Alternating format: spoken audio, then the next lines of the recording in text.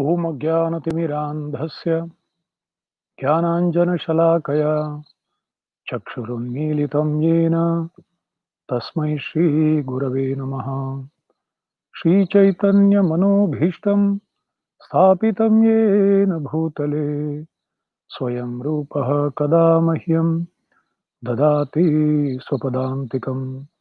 वन्देऽहं श्रीगुरुः श्रीयुतापदकमलं श्रीगुरून् वैष्णवांश्च श्रीरूपं साग्रजातं सहगणरघुनाथान्वितं तं सजीवं साद्वैतं सावधूतं परिजनसहितं कृष्णचैतन्यदेवं श्रीराधाकृष्णपादान् सहगणललिता श्रीविशाखान्वितांश्च नमो विष्णुपादाय कृष्णप्रेष्ठाय भूतले श्रीमते भक्तिवेदान्त स्वामी इति नामिने। नमस्ते सरस्वती देवे गौरवाणी प्रचारिणे निर्विशेष शून्यवादी पाश्चात्य देश तारिणे। हे कृष्ण करुणा सिंधु दीनबंधु जगतपते गोपेश गोपिका कांता राधा कांत नमोस्तुते। तप्त कांचन गौरांगी राधे वृंदावनेश्वरी वृषभानुसुते देवी प्रणमामि हरिप्रिये। वाञ्छाकल्पतरुभ्यश्च कृपा सिन्धुभ्य एव च पतितानां पावनेभ्यो वैष्णवेभ्यो नमो नमः। जय श्री कृष्ण चैतन्य प्रभु नित्यानंद श्री अद्वैत गदाधर श्रीवासदि गौर भक्तवृंद। हरे कृष्णा कृष्णा कृष्णा हरे हरे हरे राम राम राम हरे हरे। सर्वशास्त्राभिपीयूष सर्ववेदैकसत्फल सर्वसिद्धान्तरत्नाढ्य सर्वलोकैकदृक्प्रद सर्वभागवतप्राण श्रीमद्भागवत प्रभो कलिध्वान्तोदितादित्य श्रीकृष्ण परिवर्तित परमानंद पाठाय प्रेमवर्षक्षराय ते सर्वदा सर्वसेव्याय श्रीकृष्णाय नमोस्तुते। मदेकबन्धो मत्संगी मद्गुरो मन्महाधन मन्निस्तारकमद्भाग्य मदानंद नमोस्तुते। असाधुः साधुतादायिन् अतिनीचोच्चताकर हानमुञ्च कदाचिन्मां प्रेम्णा हृत्कण्ठयो स्फुर।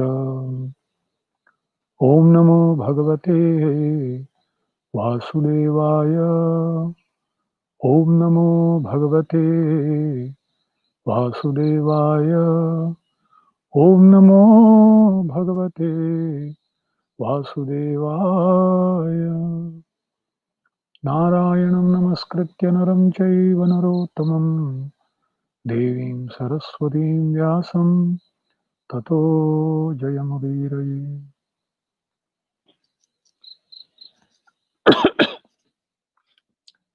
हरे कृष्णा। आप सब श्रद्धालु श्रोताओं के चरण कमलों में मेरा सादर प्रणाम। आज हम श्रीमद् भागवतम के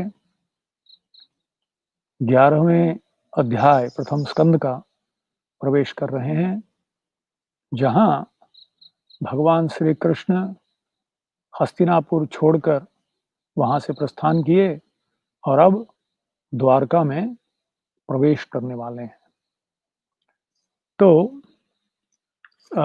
इस अध्याय में 39 श्लोक है और इसका विभाजन इस तरह से किया गया है कि पहले इस अध्याय में भगवान जैसे द्वारका शहर पहुंचते हैं, नगरी पहुंचते हैं, तो अपना शंखनाद करते हैं पांचजन्य का, और किस तरह से उस शंखनाद को सुनकर द्वारकावासियों के हृदय में क्या प्रतिक्रिया हुई, उनका अ अ, भावना उनकी भावना क्या थी?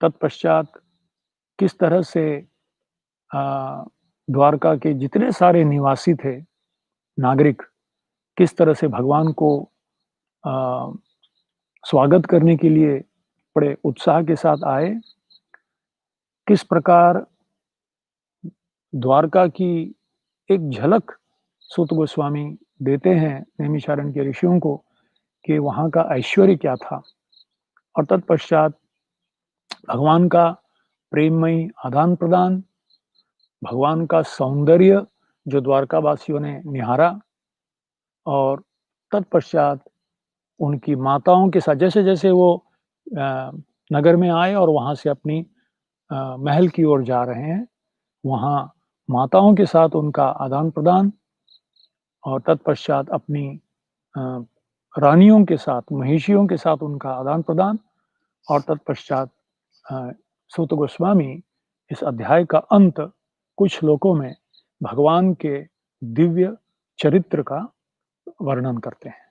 इस तरह से ये मतलब भगवान द्वारका में अ, प्रवेश किए, नगर के सब लोगों का अ, प्रेम और उपहार जो व्यक्त किए, उपहार भेंट दिए, उसका आदान-प्रदान किए, तत्पश्चात महल में गए, माताओं से मिले, रानियों से मिले और इस तरह से ये प्रसंग इस अध्याय में वर्णन आता है।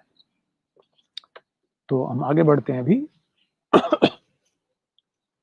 तो पहले 3 श्लोकों में जब भगवान आए वहाँ द्वारका नगरी में, द्वारका के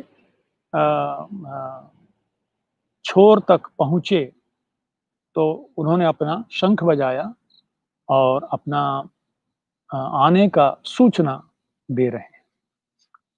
तो सूत उवाच आनर्तान् स उपव्रज्य स्वृद्धान् जनपदान् स्वकान् दध्मौ दरवरं तेषां विषादं शमयन् इव। सूत गोस्वामी ने कहा, आनर्त आनर्तो द्वारका का दूसरा नाम था उस समय का आनर्त। आनर्तों के देश के नाम से विख्यात अपनी अत्यंत समृद्ध राजनगरी द्वारका के निकट पहुंचकर श्री भगवान ने अपना आगमन उद्घोषित करने तथा निवासियों की निराशा को शांत करने हेतु अपना शुभ शंख बजाया। भगवान जब अवतरित होते हैं, तो जैसे कोई एक प्रधानमंत्री आता है, कोई राजा आता है, तो अकेले नहीं आ जाता, आपके दरवाजा नहीं खटखटाता, बल्कि वो आने से पहले पूरी एक एंटोराज उनके साथ आते हैं, उनके साथ, उनके पहले, उनके साथ और उनके बाद। इस तरह से भगवान भी जब अवतरित होते हैं, तो उनके आने से पहले अपने गुरुजनों को, अपने माता-पिता को भेजते हैं। तत्पश्चात भगवान खुद अपने नित्य पार्षदों के साथ आते हैं और आते हैं तो अपना धाम को भी लेके आते हैं और उनके साथ बाद में उनके पुत्र पौत्र के रूप में दूसरे भक्तगण भी अवतरित होते हैं। यानी भगवान के नित्य पार्षद भी भगवान के साथ आते हैं। तो यहाँ ये जो वर्णन हो रहा है द्वारका नगरी भगवान की शाश्वत धाम है। जैसे ब्रज, मथुरा और द्वारका ये भगवान के नित्य धाम है, शाश्वत धाम है, दिव्य धाम है। तो जब भगवान आते हैं तो धाम को भी लेकर अवतरित होते हैं और इसीलिए उनके पार्षदों का व्यवहार यहाँ दिखा रहे हैं। जैसे पता चला, शंख बजा, पांचजन्य, भगवान के शंख का नाम है पांचजन्यम ऋषिकेशो। तो भगवान ने जब अपना शंख बजाया, उसमें भी एक खासियत है। ऐसा नहीं कि कोई भी शंख बज रहा है, जब भगवान बजाते हैं उस दिव्य शंख, दिव्यौ शंखौ प्रदध्मतुः, जैसे गीता में वर्णन आता है, ये दिव्य शंख का उन्होंने नाद किया, उसको सुनते ही शमयन्निव, विषादम शमयन्निव, सारा विषाद, सारा शोक, भगवान के विरह में जो संतप्त थे वो शोक दूर हो गया वो विषाद दूर हो गया। शमयन्निव, मानो वो एक ऐसा कुछ अमृत का पान कर रहे हैं जो मृत व्यक्ति को जागृत कर देता है। इस तरह से ये निनाद, ये शब्द जो थे कानों के द्वारा प्रवेश करके उनके सारे विषादों को, उनके दुख को, उनके विरह को दूर करके अब वो एकदम उठ के खड़े हो गए। सौच्चकाशे धवलोदरोदरो अप्युक्रमस्याधर शोण शोणिमा दाध्मायमानः करकंज संपुटे यथाब्ज खंडे कलहंस उत्स्वनः। श्वेत तथा मोटे उदर वाला शंख श्री भगवान के हाथों द्वारा पकड़ा जाकर तथा उनके द्वारा बजाया जाकर ऐसा लग रहा था मानो उनके दिव्य होठों के स्पर्श करके लाल हो गया हो। ऐसा प्रतीत हो रहा था मानो कोई श्वेत हंस लाल रंग के कमल दंडों के बीच खेल रहा हो। कितनी सुंदर से उपमा दे रहे हैं सूत गोस्वामी। कवियों की कला देखिए, एक एक एक दृश्य को वर्णन आंखों के सामने बनाकर स्थापित कर देना, ताकि हमारे हृदय के एल्बम में हम वो फोटो को अंकित करके, उस चित्र को अंकित करके रख दें। क्यों? क्योंकि मृत्यु के समय जब आंखें बंद हो जाएगी, जैसे भीष्म पितामह आंखें बंद किए और अपने हृदय में उन सारे दृश्यों को देख रहे हैं, ध्यान कर रहे हैं। और इसीलिए जब कान सुन रहा है, जब आंख दिख रहा है, जब पैर चल रहा है, हाथ चल फिर रहा है, इसी समय हमको ऐसे स्थानों में जाकर कानों के द्वारा, आंखों के द्वारा दर्शन करके, कानों के द्वारा सुन के अपने हृदय में इन सारे चित्रों को अंकित करके रखना चाहिए, ताकि जब अंतकाले च मामेव स्मरन् मुक्त्वा कलेवरम, उस समय में ये काम आएंगे। तो इस तरह से बहुत सुंदर तरीके से इस चित्र को हमारे आंखों के सामने लाते हैं। स उच्चकाशे धवलोदरो, धवल उदर, सफेद उदर वाला मोटा शंख भगवान अपने होठों पे रख रहे हैं, अधरों पे, और वो निनाद जब किया, उसका नाद हुआ, तो भगवान के कर कमल जो है करकंज संपुटे, एकदम लालिमा उनके, और उनके होठों की लालिमा, और ये सफेद शंख, तो ये धवल शंख और उनके हस्त कमल और उनके होठों की जो लालिमा है, वो दोनों मिलकर ऐसे शंख में लालिमा आ गई। तो इसके तात्पर्य में प्रभुपाद जी एक बहुत महत्वपूर्ण विषय हमारे ध्यान में लाते हैं। कहते हैं कि जड़ वस्तु जो है, इस संसार के सारे वस्तु, पृथ्वी, जल, अग्नि, आया, आकाश, ये सब जड़ है। जड़ वस्तु में चेतना नहीं होता। पर जब कृष्ण भावना भावित व्यक्ति उस जड़ व्यक्ति के संपर्क में आता है, खास करके परमहंस भक्त, हंस जब कमल में प्रवेश करता है, कमल की लालिमा, और हंस सफेद होता है, तो लालिमा वो उसमें भी वो लालिमा छा जाती है।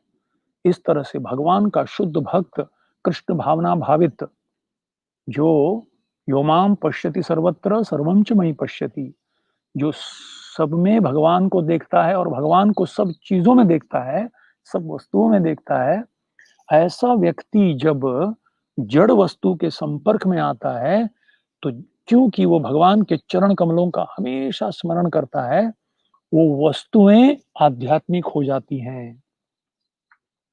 उदाहरण के लिए संगमरमर का क्या बोलते हैं, मार्बल, मार्बल का पत्थर तो जड़ वस्तु है।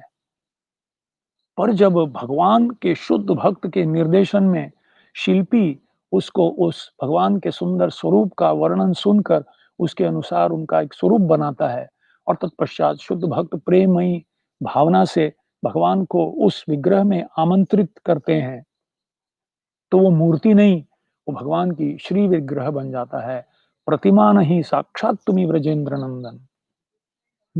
इसी तरह से कागज है, स्याही है और कार्डबोर्ड है, और उसी स्याही के द्वारा कागज के ऊपर भगवान का दिव्य संदेश, गीता या भागवत का संदेश लिखा जाए और उसको कार्डबोर्ड से ढक दिया जाए, तो अब वो भगवत गीता और भागवत बन जाता है और वो भगवान से अभिन्न है।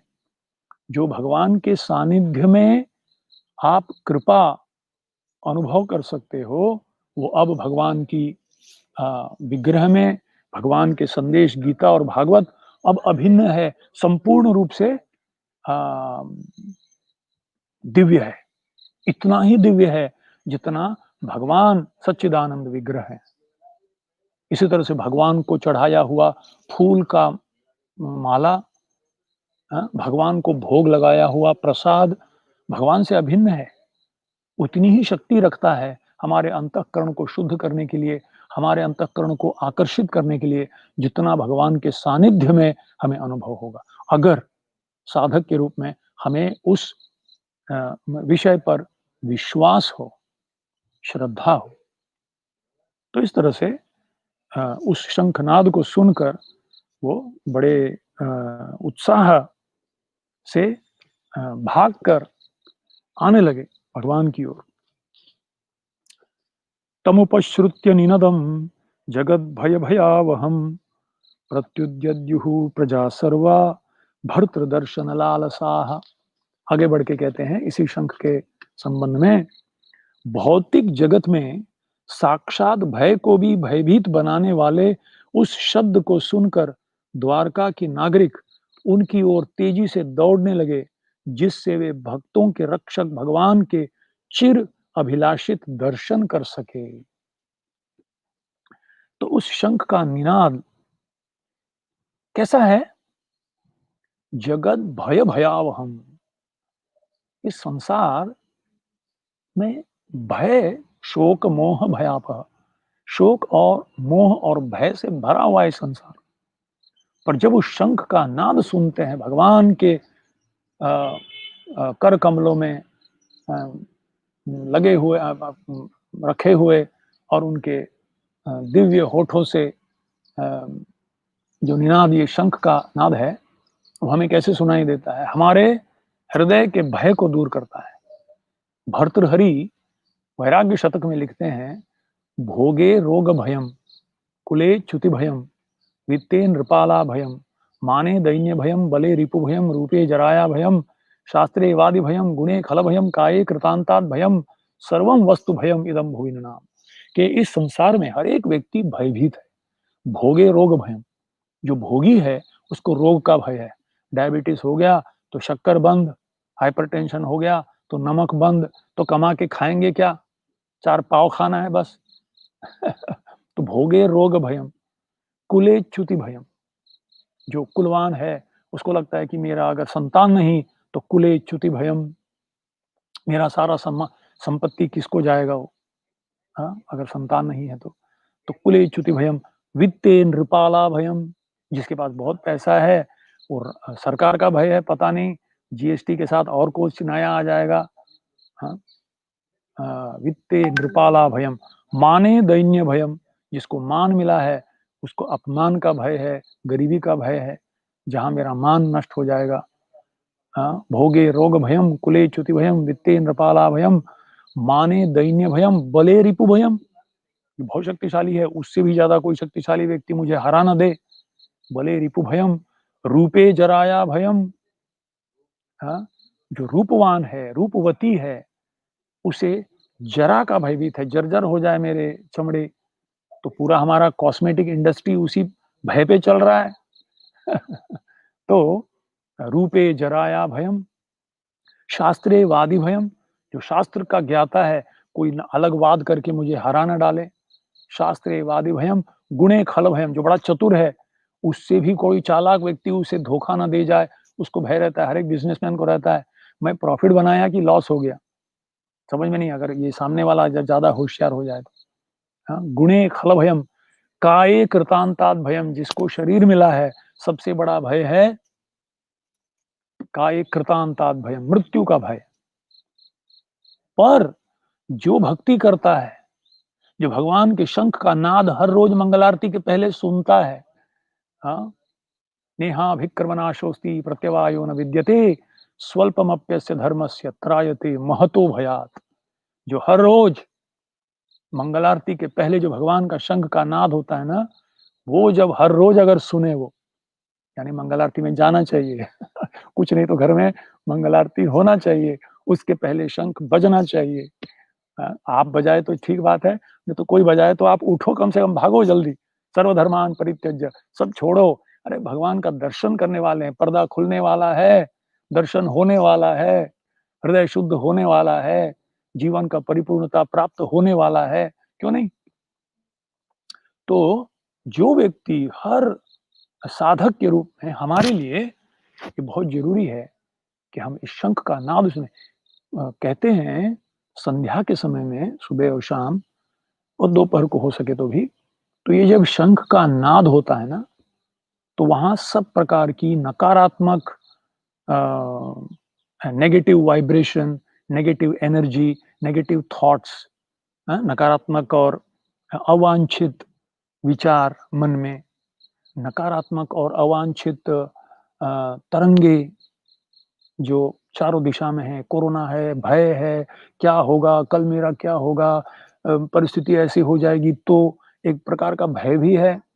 अच्छा, फिर नकारात्मक वातावरण इतनी है, शक्तियाँ ऐसी है, चारों ओर एक आसुरिक शक्तियाँ हैं। To counteract all these negative energies, vibrations and elements, इनके लिए ये शंख बजाना बहुत ज़रूरी है। सिर्फ शंख बजाना नहीं, भगवान के सुंदर स्वरूप का दर्शन के लिए, हाँ, जब शंख बजा के पर्दा खोलते हैं, भगवान का दर्शन होता है, मंगल आरती होती है, संध्या आरती होती है, उस घर में ऐसे नकारात्मक वातावरण नहीं है। मुझे याद है, मैं जब बचपन में मेरी माँ, मैं यहाँ मैं अपना कृतज्ञता अर्पण करना चाहता हूँ। जब वो घंटी बजती थी और माता जी, मेरी माँ सुबह उठ के तुलसी महारानी की पूजा करती थी, तभी मैं उठता था, घंटी सुनते-सुनते उठता था। और मेरी माँ तुलसी महारानी को परिक्रमा करते हुए कन्नड़ भाषा में एक कहती थी कि जहाँ तुलसी होती है, हाँ, ನೀನಿರುವ ದೇಶದೊಳು रोगಗಳ भयविಲ್ಲ। हाँ, तुम जिस देश में तुम्हारी सेवा होती है, हे तुलसी महारानी, उस देश में रोग का भय नहीं है, पाप भयविಲ್ಲ, उस वहाँ का पाप का भय नहीं है। ನೀನಿರುವ ದೇಶದೊಳು ಯಮನ ಭಯವಂತಿಲ್ಲ, यम का भय नहीं है। क्यों? क्योंकि विष्णु दूत आएंगे जब आप शरीर छोड़ोगे, अगर तुलसी महारानी की हम सेवा करेंगे। इस तरह से शंख का नाद, तुलसी महारानी की सेवा, विग्रह का दर्शन, ये हमारे आचार्यों ने इतने सुंदर तरीके से एक पैकेज डील, एक पूरा पैकेज दे दिया। सुबह से शाम तक अपने मन को, अपने वाणी को, अपने कर्मों को किस तरह से ऑर्गेनाइज करना चाहिए, जिसके द्वारा हमारा मन शुद्ध रहे, वाणी शुद्ध रहे, कार्य शुद्ध रहे, हाँ, भक्ति होती रहे, आध्यात्मिक प्रगति होते रहे और भौतिक समृद्धि भी अपने आप। This is a by product, insignificant by product of devotion. यत्र योगेश्वर कृष्णो यत्र पार्थो धनुर्धर तत्र श्री विजयो भूतिर्ध्रुवा नीतिर्मतिर्मम। तत्र श्री, अरे वहां लक्ष्मी, जहां नारायण की प्रेममयी सेवा होती है, लक्ष्मी जी आती है वहां, आपको बुलाए भी ना आ जाएगी लक्ष्मी। लक्ष्मी मैया वर दे, करोड़पति कर दे नहीं नहीं नहीं, लक्ष्मी चंचला है, नहीं आएगी। नारायण की सेवा होगी तो लक्ष्मी जी निश्चित रूप से वहां आएंगी। आगे बढ़ते हैं।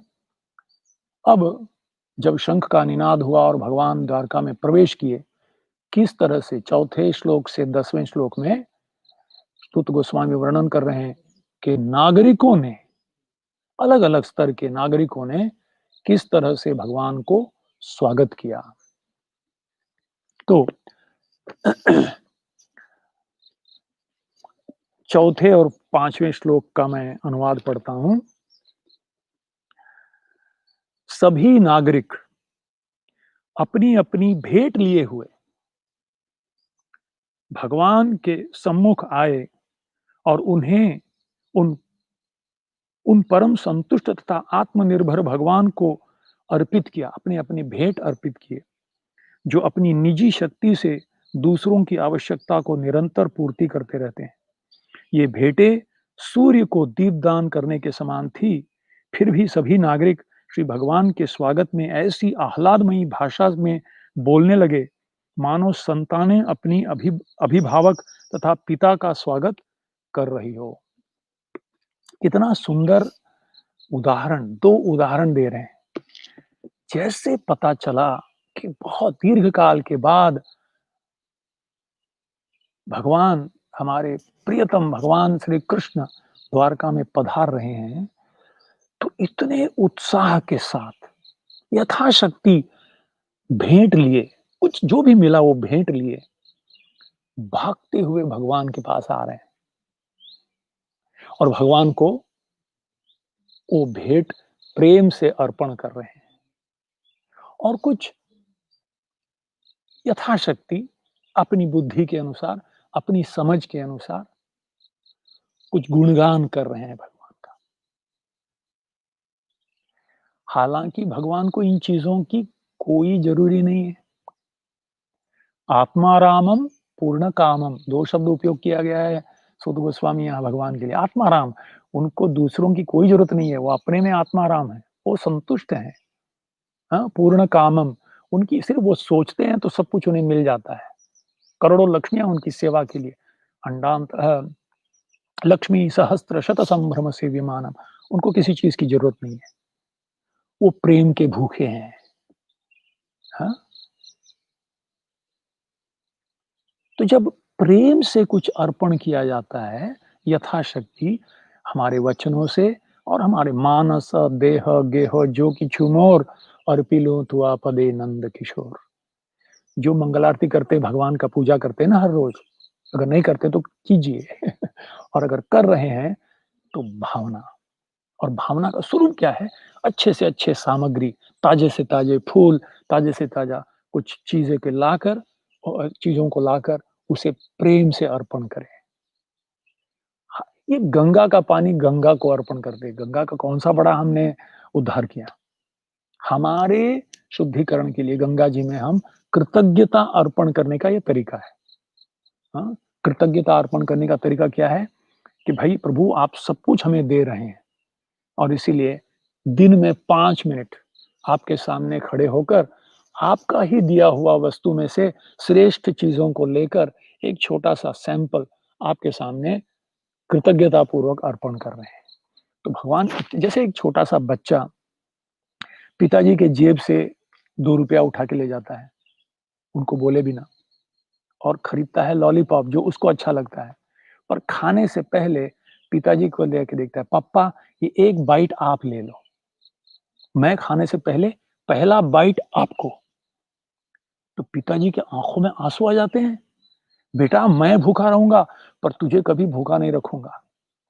तो क्योंकि मैं इतना जो कर रहा हूँ, तू कृतज्ञता पूर्वक यू आर एप्रिशिएटिंग इट, तू समझ पा रहा है, तू धन्यवाद दे रहा है। भले मैं भूखा रहूँ, पर तुझे भूखा नहीं रखूँगा। तेरी ये सारी संपत्ति बने रहेगी।" हम इतने मूर्ख हैं। हम हम रामचंद्र की सीता चाहते हैं, पर राम को नहीं चाहते, ये रावण की बुद्धि है। रावण सीता को चाहता था, राम की संपत्ति चाहता था, पर राम से द्वेष करता था, राम बनना चाहता था। पर हम हनुमान जैसे होनी चाहिए। हम रावण से सीता को छीनकर प्रभु रामचंद्र के चरणों में अर्पण करने हेतु हमारा ये सेवा।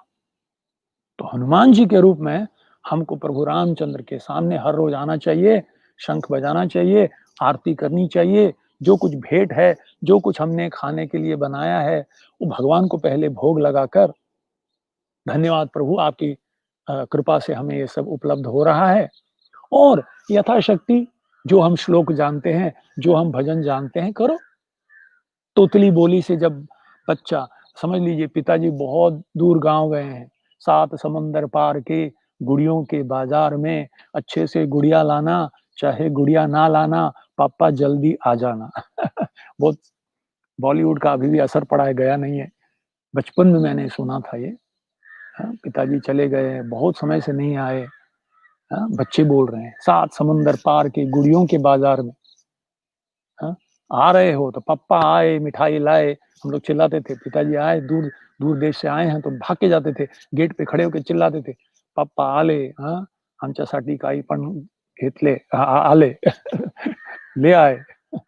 तो ये उत्साह, अरे भगवान इतना कुछ दे रहे हैं, सुबह 5 मिनट के लिए शंख बजा के, पर्दा खोल के उनको अपना कृतज्ञता अर्पण नहीं कर सकते? कैसे फिर लोग हैं हम लोग? कैसे अपने आप को हम भक्त कहेंगे? यथाशक्ति जो कुछ सामग्री मिला उनको भोग लगाओ और फिर कृपा पूर्व उसका ग्रहण करो, the grace of the Lord. तो इस तरह से रवेर दीप जैसा सूरज को दिया दिखाने के बराबर है। पर सूरज को कृतज्ञता अर्पण करना है तो दिया दिखा के सूर्य देव को धन्यवाद देते हैं, सूर्य नमस्कार करते हैं, हो सके तो। और फिर बच्चों की तोतली बोली जैसे बोलने लगे। तत्पश्चात आगे बढ़ते हैं। हुँ, फिर 8वाँ श्लोक बड़ा सुंदर है यहाँ, मैं ज़्यादा विस्तारित रूप से नहीं जाऊँगा, समय की पाबंदी है, कि ये क्या कह रहे हैं भक्तगण। भगवान को भेंट चढ़ाए और अपने हृदय से क्या व्यक्त कर रहे हैं? अहो! यह तो हमारा सौभाग्य है कि आज पुनः आपकी उपस्थिति से हम आपके संरक्षण में आ गए, क्योंकि आप स्वर्ग के निवासियों के यहाँ भी कभी-कभी जाते हैं बस। त्रैविष्टपानाम अपि दूरदर्शनम, विरला देवताओं को भी आपका दर्शन मिलता है। आपके स्मित मुख को देख पाना हमारे लिए अब संभव हो सका है, जो स्निग्ध चितवन से पूर्ण है।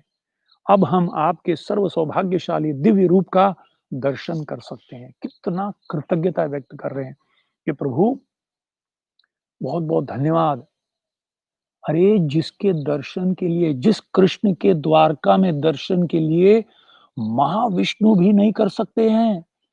महाविष्णु में दशम स्कंद के अंतिम अध्यायों में आता है, भगवान महाविष्णु जो पूरी सृष्टि के दूसरे स्कंद में हम पढ़ेंगे, पूरी सृष्टि के निर्माण करने वाले, भौतिक सृष्टि के निर्माण करने वाले मूल महाविष्णु भी कृष्ण के दर्शन हेतु द्वारका में आकर एक ब्राह्मण के 9 बच्चों को उठा के ले चले गए। और वो ब्राह्मण आके चिल्ला रहा है, हाँ, कैसे लोग हो तुम लोग, राजा लोग द्वारका के? भगवान बैठे हुए कुछ नहीं बोले। बाद में पता चला संक्षिप्त रूप में, महाविष्णु ने उन बच्चों को चुराया था, जब कृष्ण लेने आएँगे तो कृष्ण का दर्शन होगा। देवताओं तो दूर की बात, ब्रह्मा, शिवजी, इंद्र, चंद्र, वरुण इत्यादि दूर की बात, महाविष्णु को भी द्वारका में भगवान का स्वरूप बहुत ही अ दुर्लभ है।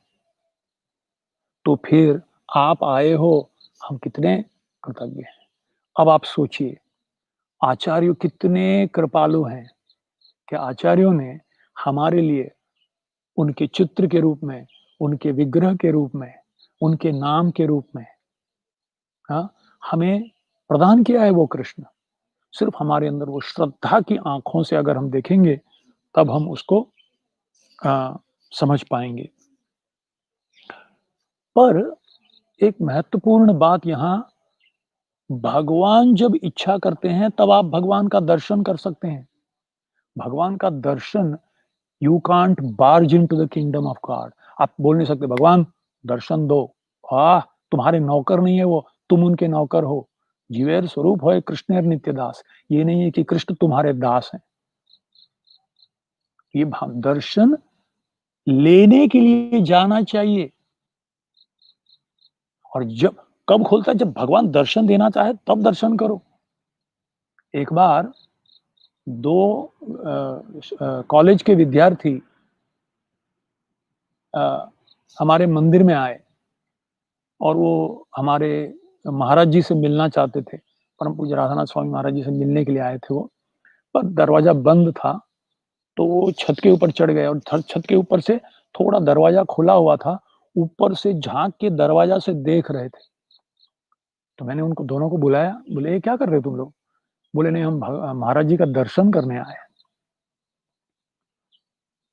छत के ऊपर खड़े हुए, ऊपर से नीचे कमरे में थोड़ा दरवाज़ा खुला हुआ है, झाँक के देख रहे हैं।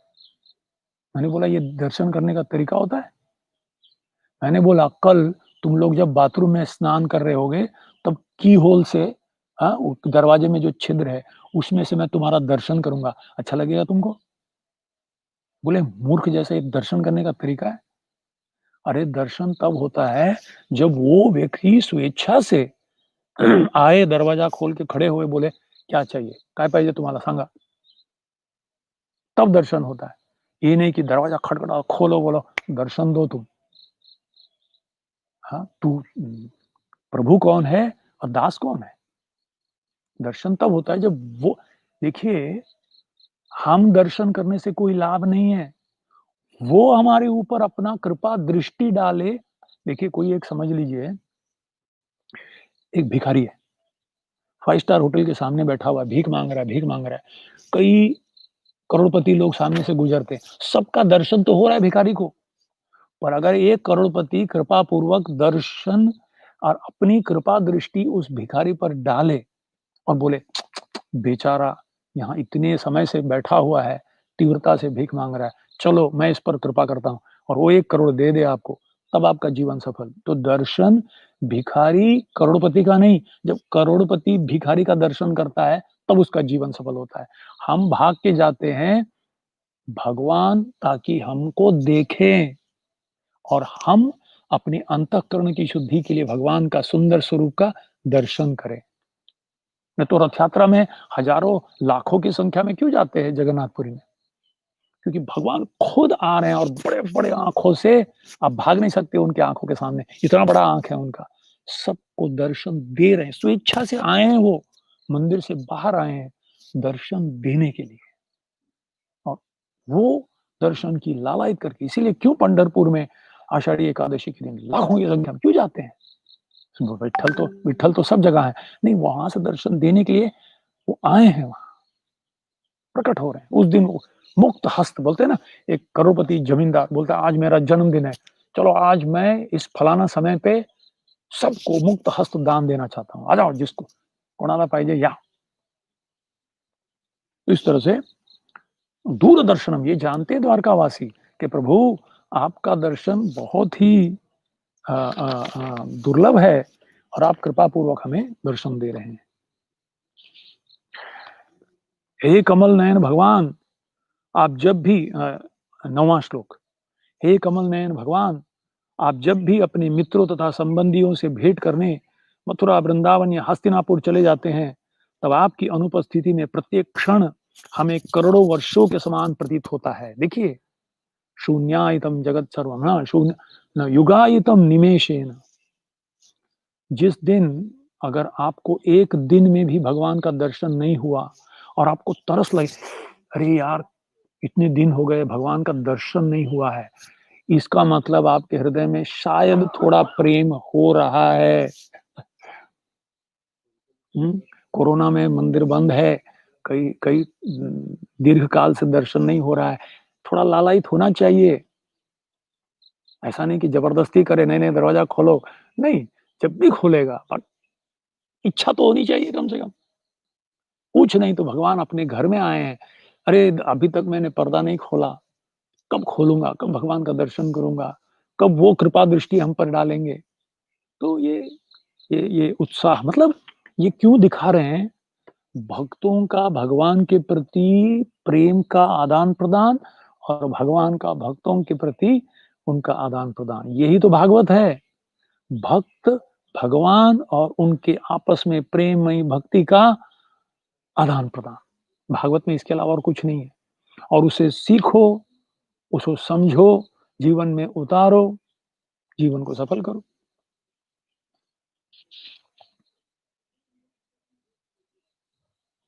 हे स्वामी, यदि आप सारे समय बाहर रहते हैं, तो हम आपके उस मनोहर मुखमंडल को देख नहीं पाते, जिसकी मुस्कान हमारे सारे कष्टों को दूर कर देती है। भला हम आपके बिना कैसे रह सकते हैं? जिस दिन हमें लगने लगे कि अरे यार भगवान का नाम लिए बहुत समय हो गया, भगवान का दर्शन किए बहुत समय हो गया, भगवान के भक्तों का दर्शन किए बहुत समय हो गया, हाँ? तब हमारे अंदर प्रेम जागृत हो रहा है। अगर प्रेम नहीं भी है, तो प्रेम जागृत करना है, तो दैनिक रूप से ये कार्य करना है हमें। नित्यम भागवत सेवया, भागवतम सुनना है, भगवान का दर्शन करना है, सेवा करना है, नाम जप करना है, आरती करनी है। एक रुचि आएगी धीरे, धीरे, धीरे, धीरे। जैसे गन्ने का रस पहले कड़वा लगता है, पर पीते, पीते, पीते जब वो पीलिया दूर हो जाता है, जॉन्डिस, तब वही गन्ने का रस अब रुचिकर लगने लगता है। तत्पश्चात फिर आगे बढ़ते हैं। अच्छा, तो भगवान का हमने किस तरह से वो नागरिक उनका स्वागत किए, ये हमने देखा, भेंट लेके आए और सुंदर शब्दों से उनका स्वागत किया। तत्पश्चात अब किस तरह से अ, सारे नागरिकों ने भगवान का स्वागत किया। ये उसी को विस्तारित कर रहे हैं यहाँ। तो इस प्रसंग में हाँ,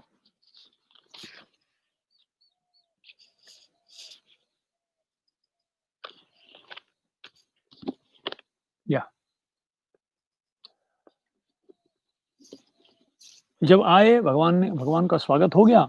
अब 11 से 15वें श्लोक में द्वारका नगरी का एक झलक, वहां का ऐश्वर्य बताया जा रहा है। देखिए, भगवान जब आते हैं तो द्वारका को साथ में लेके आते हैं। तो द्वारका का वर्णन बहुत सुंदर से यहाँ हुआ है।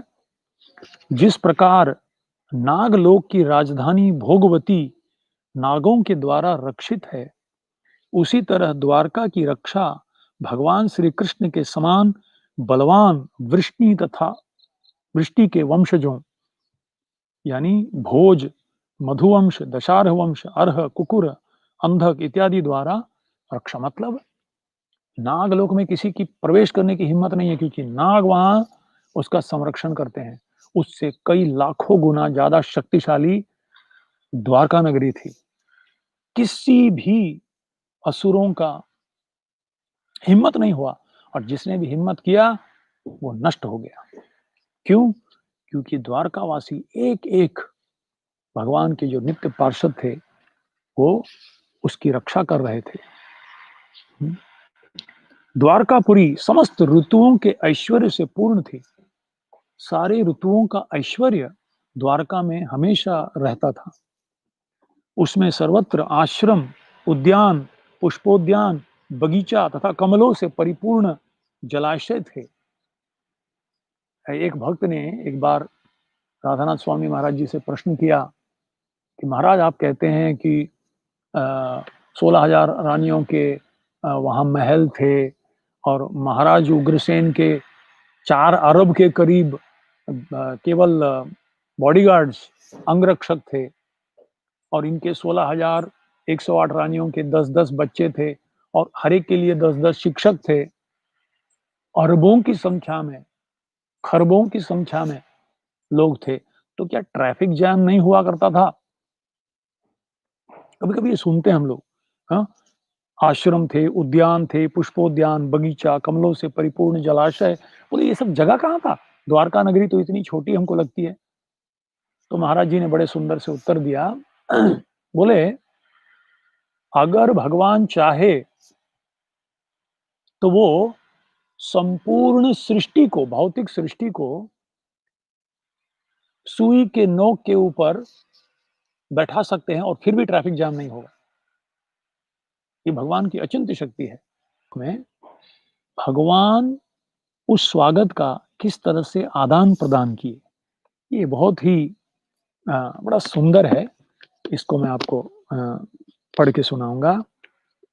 यह सुनकर कि परम प्रिय भगवान श्री कृष्ण द्वारका धाम पहुंच रहे हैं, महामना वसुदेव, अक्रूर, उग्रसेन, बलराम, अलौकिक शक्ति संपन्न प्रद्युम्न, चारुदेशन तथा जाम्बवती पुत्र सांब भी इतने प्रसन्न हुए कि उन्होंने लेटना, बैठना तथा भोजन करना छोड़ दिया। पता चला कि भगवान आ रहे हैं, तो लेटना, खाना सब कुछ छोड़ दिए। तो मैं मन ही मन सोच रहा था, कम से कम भगवान की आरती का शंख बजे, तो लेट रहे हो तो उठो भाई। अगर कोई और भी बजा रहा है, तो उठ के तो कम से कम मंगल आरती में जाने का प्रयास करो, इच्छा तो करो कम से कम। खा रहे हो तो उस समय छोड़ के आके भगवान के सामने खड़े हो जाओ, दर्शन दे रहे हैं। तो भक्त, महान भक्त तो स्वाभाविक रूप से करते, जैसे गंगा स्वाभाविक रूप से समुद्र की ओर बहती है। पर हम स्वाभाविक रूप से नहीं होता, तो हमें ये साधना के रूप में हमें करना है। इसीलिए एक फिक्स्ड समय भी रखा गया। हमको कोई भी समय में कर दे तो हम नहीं कर सकते, इसीलिए एक फिक्स टाइम रखा गया, भाई ये समय में मंगल आरती होगी, उठो, हाँ, सामने अपने आप को प्रस्तुत करो भगवान के। अगर वो मालिक है और सचमुच में तुम सेवक हो, तो मालिक आ रहे हैं, तो भाई सेवक को तो सामने खड़ा रहना चाहिए ना स्वागत करने के लिए। वे फूल थामे हुए ब्राह्मणों सहित रथों पर श्री भगवान की ओर तेजी से बढ़े। उनके आगे आगे सौभाग्य के प्रतीक हाथी थे। शंख तथा तुरही बज रहे थे और वैदिक स्तोत्र उच्चारित हो रहे थे। इस प्रकार उन्होंने स्नेह सिक्त अभिवादन किया। ये बड़ा महत्वपूर्ण है, स्नेह सिक्त अभिवादन किया। यहाँ हमारा कंस्ट्रक्शन चल रहा है, मैं ना नहीं बोल सकता इनको। आप सोच रहे होंगे सुबह सुबह ऐसा सुंदर वातावरण में ये आवाज क्यों है? ये एक संकीर्तन है। भक्ति सिद्धांत सरस्वती ठाकुर कहते थे, मंदिर का जो ठाक ठाक ठाक ठाक आवाज आ रहा था, तो थोड़ा प्रवचन में बाधा हो रहा था। बोले नहीं, ये आवाज संकीर्तन है। क्या हो रहा है? भगवान का प्रचार हो रहा है, मंदिर बन रहा है, हाँ? तो ये थोड़ा सहन करना है हमें।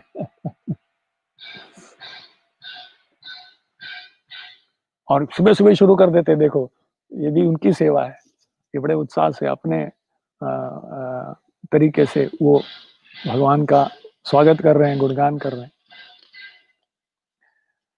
कुशल नाटककार, कलाकार, नर्तक, गायक, पौराणिक, वंशावली विशारद तथा विद्वान वक्ता, सब ने श्री भगवान के अलौकिक कार्यकलापों से प्रेरित होकर अपना अपना योगदान दिया। इस प्रकार वे आगे बढ़ते गए। यानी हर एक अपनी शक्ति के अनुसार, कोई अच्छा गा सकता है तो भगवान के सामने गाओ, कोई नर्तन कर सकता है तो नर्तन करो। आज भी प्रथा है, अगर आपने कोई भी भरतनाट्य, मतलब जो शास्त्रीय विद्या सीखी है, कला या नर्तन, अगर ग्रेजुएशन के लिए सबसे पहले भगवान के सामने जाकर उनकी प्रसन्नता के लिए उस कला को, क्योंकि पौरुषम ऋषु, भगवान जो भी कला है, बोलने की कला, गाने की कला, कुछ करने की कला, उस शक्ति तो भगवान से आ रही है। यो अंतः प्रविश्य मम वाचम इमाम प्रसुप्ताम संजीवयति अखिल शक्तिधर सधामना। तो जो भी कला हमारे पास है, सबसे पहले खेत में ये जो गांव के शेतकरी, किसान लोग, पहला फसल जो आता है ना, पहला फसल को, आज भी ये प्रथा है, पहला फसल को पूरे लाकर मंदिर में दे देते हैं, भगवान को दान देते, बोले भगवान को अर्पण करते हैं। दान क्या देंगे भगवान को? क्या हम दान देंगे? भगवान को अर्पण कर देते हैं। ये प्रथा है कि जो भी मानस देहो गेहो जोगी छुमोर और पीलू तुआ पदे नंद किशोर। घर में भी ऐसी प्रथा है, सांस्कृतिक घरों में जो भी कुछ भी लाया, पहले वो भगवान को अर्पण करके प्रसाद के रूप में उसे स्वीकार कर। यहाँ तक कि उनका सैलरी भी, भले चेक आए तो चेक को रखो। प्रभु आपकी कृपा से, आपकी शक्ति से काम करके ये संपत्ति मुझे मिली है, अब आप हमें प्रेरणा दीजिए कि ये आपकी सेवा के लिए ही, फालतू में इसका उपयोग ना हो, केवल आपकी सेवा के लिए, अपने अंतःकरण की शुद्धि और आपका गुणगान इसी हेतु हो। तो इस तरह से, हाँ, फिर कहते हैं सर्वशक्तिमान भगवान ने वहां पर समुपस्थित लोगों को, यहां तक कि नीच से नीच जाति वाले को भी अपना मस्तक झुकाकर बधाई देकर, आलिंगन करके, हाथ मिलाकर, देखकर, हंसकर, आश्वासन देकर तथा वरदान देकर उनका अभिवादन किया। बड़ा सुंदर ये श्लोक और इसका तात्पर्य थोड़ा एक एक अपने आंखों के सामने ये दृश्य को लाइए। ये बहुत महत्वपूर्ण श्लोक है, 22वां श्लोक। यहाँ भगवान ये दिखा रहे हैं कि हर एक के पद के अनुसार, हर एक की प्रतिष्ठा के अनुसार, हर एक के साथ उनका संबंध के अनुसार, हर एक के आयु के अनुसार भगवान अलग-अलग लोगों के साथ यथा योग्य आदान-प्रदान कर रहे हैं।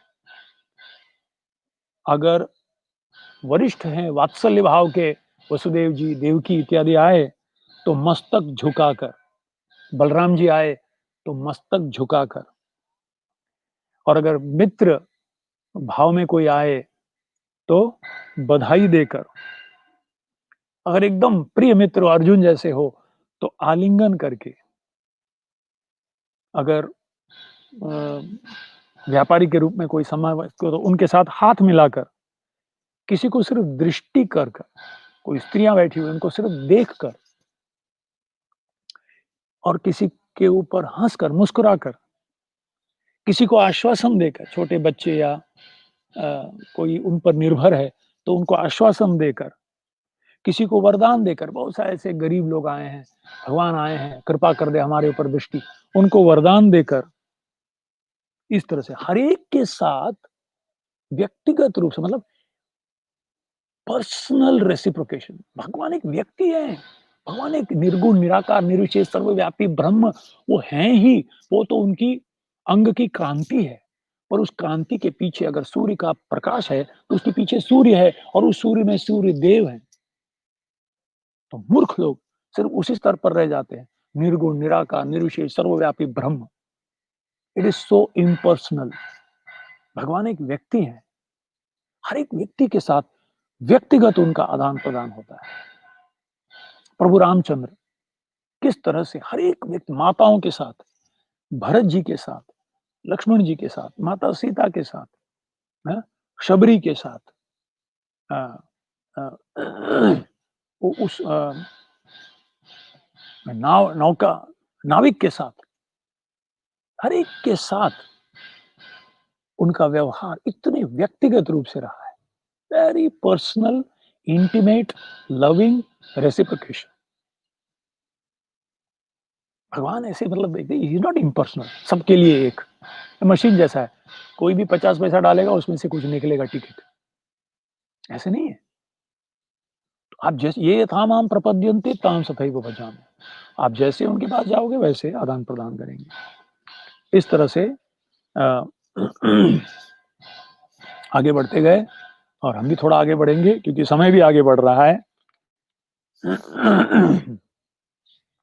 तत्पश्चात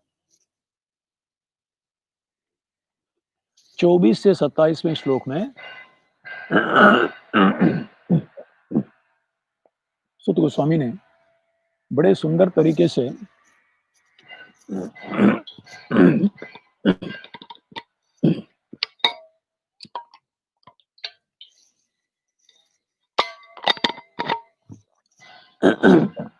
क्षमा कीजिए, तो बड़े सुंदर तरीके से भगवान जब आ रहे थे और हर व्यक्ति अपने अपने, कोई छतरी लिए, कोई चामर लिए, कोई आरती लिए, तो भगवान किस तरह से दिख रहे थे उसका वर्णन मैं आपको सिर्फ दो श्लोकों में सुनाऊंगा। तदीक्षण महोत्सवा राजमार्गे गते कृष्णे, यहाँ भी कुल स्त्री, द्वारकायाम कुल स्त्रीगण छत के ऊपर चढ़ गए महलों के, और तद ईक्षण महोत्सवा, भगवान को देखना एक महोत्सव है, महोत्सव, महाउत्सव है वो। भगवान का दर्शन करना आंखों की परिपूर्णता है। वो आंख, सुखदेव गोस्वामी कहते हैं, वो आंख जो भगवान के सुंदर स्वरूप का दर्शन न करे, वो आंख मोर के पंख में लगे हुए मुर्दे आँख जैसे हैं, उनका कोई लाभ नहीं, कुछ दिखता नहीं, सिर्फ देखने में बड़ा सुंदर लगता है। कमल नयनी, मृग नयनी, वो तो मृग जैसे ही है, क्या लाभ है ऐसे आँखों का? अगर उस आँखों से भगवान को नहीं देखे, तदीक्षण महोत्सवाः, ये उत्सव है भगवान का दर्शन करना। तत्पश्चात नित्य निरीक्षमाणानाम यद्यपि द्वारकौकसाम न वितृप्यन्ति। आहाहा! ये देखिए, बार-बार देखो, हजार बार देखो, ये तो देखने की चीज़ है।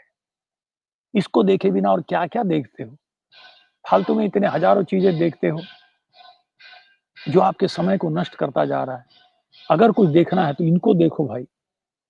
न वितृप्याम, वो तृप्त नहीं हो रहे हैं। मैं मैं वृंदावन में जब बांके बिहारी मंदिर में गया था, वहाँ मैंने देखा। फिर श्रीनाथ जी में गया था। अरे! वहाँ लोग पागल जैसे हर रोज़ आते हैं। अब भगवान तो कहीं भाग नहीं जाएँगे। हर रोज़ आते हैं, पर हर बार ऐसे भागते हुए आते हैं और देखते हैं तो आहाहाहा! है। जिस तरह से वो मतलब व्यक्त करते हैं उनका प्रेम, मानो तृप्त नहीं होते, खड़े रहते हैं। कभी-कभी तो कई 5 मिनट तक, 10 मिनट तक, आधे घंटे तक खड़े रहते हैं। उनको धक्का मार के निकालना पड़ता है, फिर भी नहीं जाते। फिर घूम के फिर से आ जाते हैं वो दर्शन के लिए। हुँ। रणछोड़ राय में मैंने देखा, वो भी बूढ़ी बूढ़ी औरतें रणछोड़ राय का गुणगान करते हुए आते हैं। राधा गोविंद देव में मैंने देखा जयपुर में 1991 में पहली बार मैं जब गया था। ऐसे झूम-झूम के गाते रहते हैं। भज मन राधे कृष्ण प्यारे कृष्ण, राधे गोविंद भजो राधे गोविंद, भजो राधे गोविंद, भज मन राधे, ऐसे चलता रहता आधे घंटे तक, बस इसी को गाते रहते हैं। सामने खड़े रहते हैं, जाने की इच्छा नहीं हो। फिर दोपहर को दर्शन खुलता है, फिर से भागे आते हैं, जगन्नाथपुरी में। तो इस तरह से तृप्त नहीं हुए। और अगले श्लोक में 27वें श्लोक में ये जो सामने आपके सामने चित्र दिखाया गया है, अगर आप देखेंगे, बड़ा सुंदर चित्र है। इस चित्र का वर्णन कर रहे हैं, जब श्री भगवान द्वारका के राजमार्ग से होकर गुजर रहे थे, देखिए वो चित्र कृपया। तब एक श्वेत छत्र द्वारा उनके सिर को धूप से बचाया जा रहा था। श्वेत पंखों वाले चामर अर्धवृत्ताकार में झल रहे थे और मार्ग पर फूलों की वर्षा हो रही थी। पीतांबर तथा फूलों के हार से वह इस प्रकार प्रतीत हो रहा था, मानो श्याम बादल एक ही साथ सूर्य, चंद्रमा, बिजली और इंद्रधनुष से घिर गया हो। देखिए, आपने कभी आपके जीवन में, प्रकृति में ये अनुभव किया है कि सूर्य भी है आकाश में, चमक रहा है सूरज, चंद्रमा भी पूर्ण रूप से चमक रही है, बिजली कड़क रही है, हाँ? बादल घिरे हुए हैं और इंद्रधनुष भी आ गया है। भई कोई एक चीज़ बोलो, ये है तो वो नहीं, वो है तो ये नहीं। पर यहाँ वर्णन आ रहा है, भगवान के ऊपर लगाया हुआ ये श्वेत छत्र सूर्य के समान चमक रहा था, जो चामर डुलाया जा रहा था, वो चंद्रमा जैसे दिख रहे थे सफ़ेद, मतलब ऐसे कभी अर्धाकार, गोलाकार में दिख रहे थे। फूलों की वर्षा हो रही थी, वो तारों के समान दिख रहे थे। भगवान का पीतांबर इंद्रधनुष जैसे चमक रहा था, वनमाला और इंद्रधनुष जैसे 7 रंग का पीले रंग से ढका हुआ बहुत सुंदर चमक रहा था।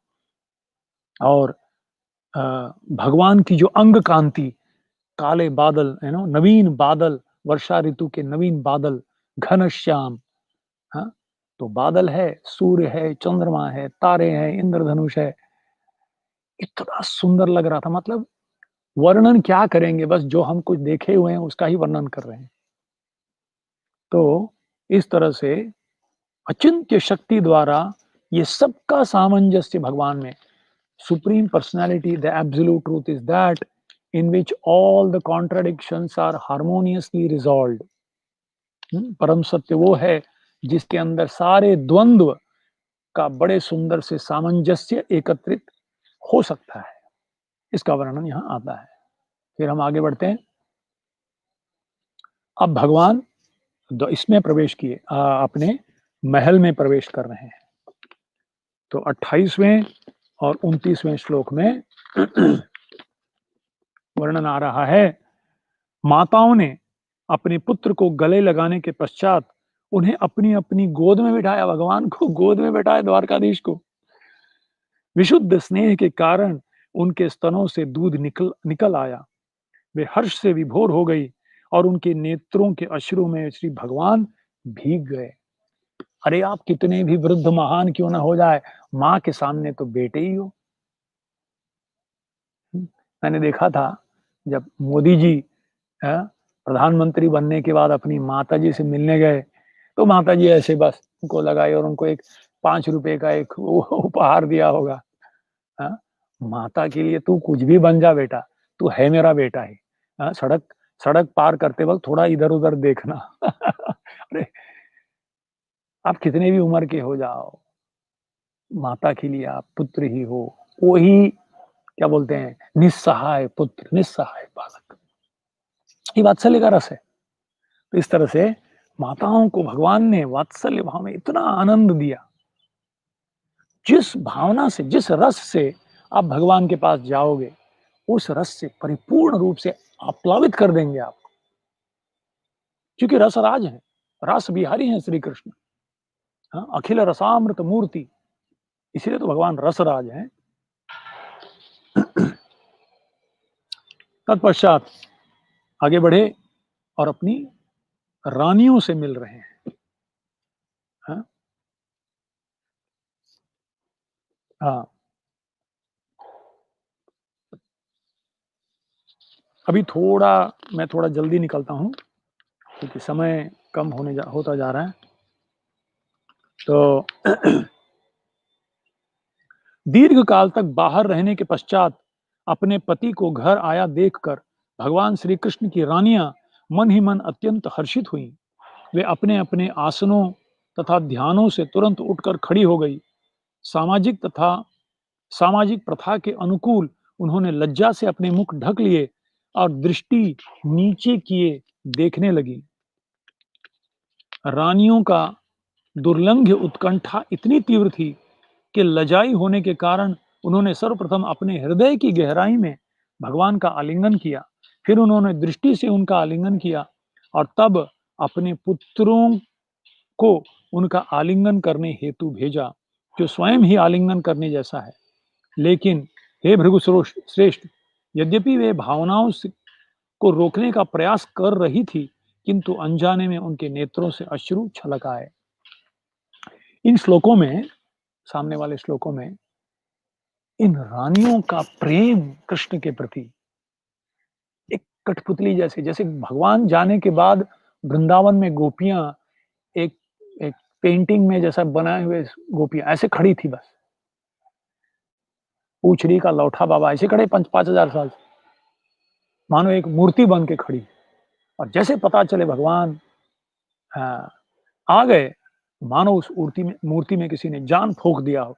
फिर से वो लज्जित हो गई। एक रूप से लज्जा है क्योंकि महल में दूसरे लोग देख रहे हैं, आलिंगन करना ये सभ्य तरीका नहीं है, सबके सामने आलिंगन करना। अरे अपना प्रेम दिखाना है तो एकांत में। तो शर्मा गई।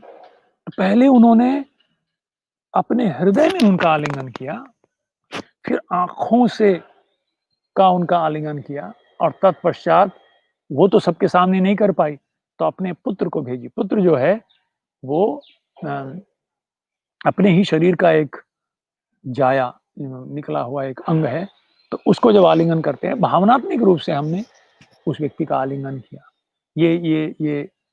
ये शारीरिक रूप से नहीं, पर भावनात्मक रूप से आलिंगन है। इस तरह से अ, जो ये सौलभ्य जो विरला किसी को मिलता है, वो इन रानियों को उपलब्ध हुआ। और तत्पश्चात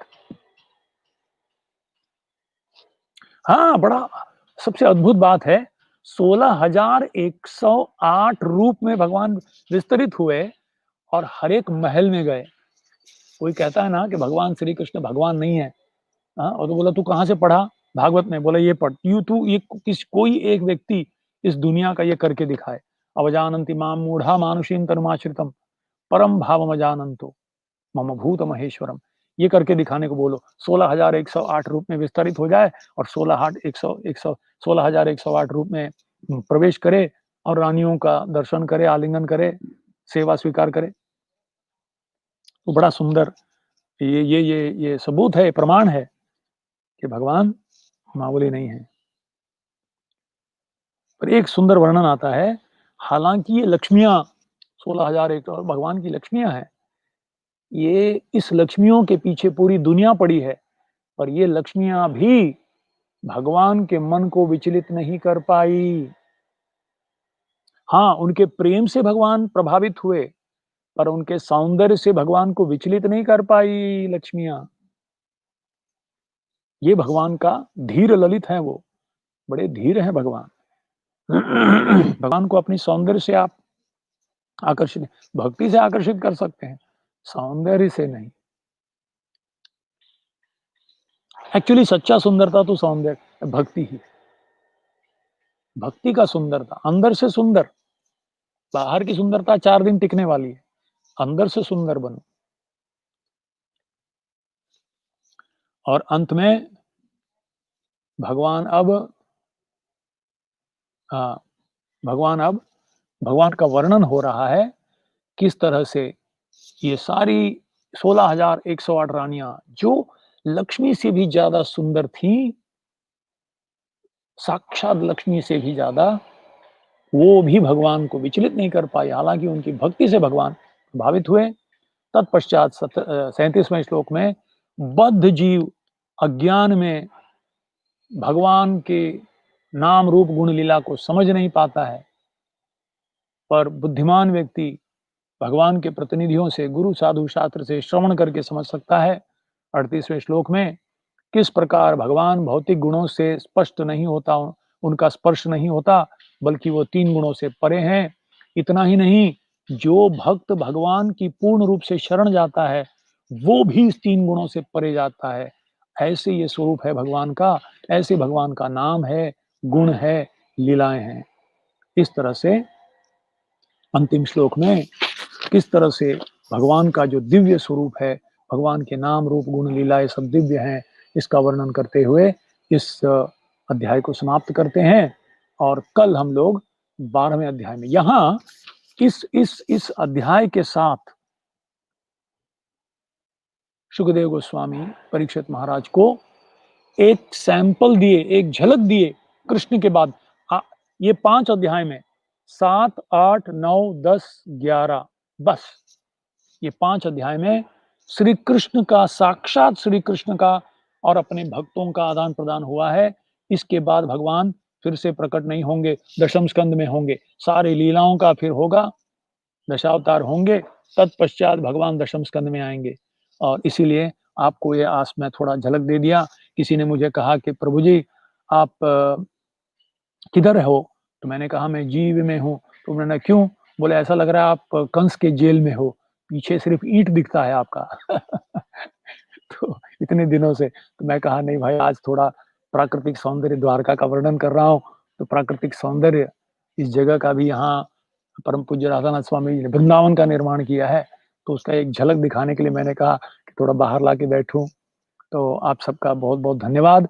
इस तरह से ये 5 दिन का हमने आपको एक 5 अध्यायों में भगवान श्री कृष्ण का, उनका प्रेम, भक्तों का उनके प्रति प्रेम और शुद्ध भक्ति क्या है, इसका एक रुचि दिखाकर, अब कल भगवान परीक्षित महाराज का जो प्रश्न है, सूत गोस्वामी शौनक आदि ऋषियों के प्रश्न के उत्तर में वो प्रवेश करेंगे परीक्षित महाराज के बारे में। तो बहुत बहुत आप सबका धन्यवाद। माफी चाहता हूँ, आज मैं थोड़ा ज्यादा चला गया, क्या करें, द्वारका की लीला में अगर घुसना है तो थोड़ा धाम में समय का युगायतम निमेश ये भी चला जाता है, समझ में नहीं आता है। क्षमा चाहता हूँ। हरे कृष्णा। ग्रंथराज श्रीमद् भागवतम की जय, शिल प्रभुपाद की जय, श्री श्री कृष्ण भगवान की जय, द्वारका धाम की जय। निताय गौर प्रेमानंदी। हरि हरि बोल।